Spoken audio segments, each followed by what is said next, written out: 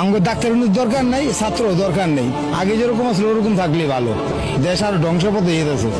আগে সঙ্গে বালিয়ে ছিল, হাসিনা থাকলে অনেক বালিয়ে আসলে হাসিনা আবার খারাপ করো। হ্যাঁ, আবার ফিরে এলাম না, সবাই খুশি। হাসিনার চায়। আওয়ামী লীগ ভালোই ছিল, খারাপ ছিল না। দেশের জন্য অনেক কিছু করছে, দেশের মা বোনের ইজ্জত বাঁচাইছে, নারীদের সম্মান দিচ্ছে, ছেলে মেয়েদের সমান অধিকার দিচ্ছে।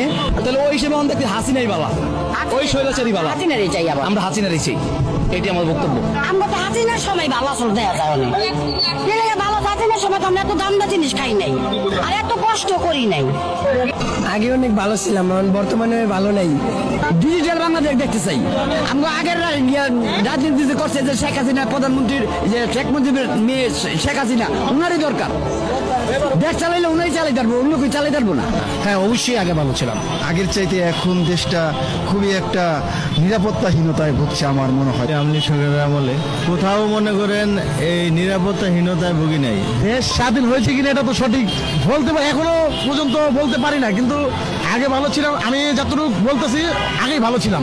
আগেই ভালো ছিল। এখন যে দ্রব্যমূল্য বা এখন যে পরিস্থিতি, ঠিক আছে, আইন শৃঙ্খলা, তো আগে দেখা যাচ্ছে আগেরটাই ভালো ছিল বেশি।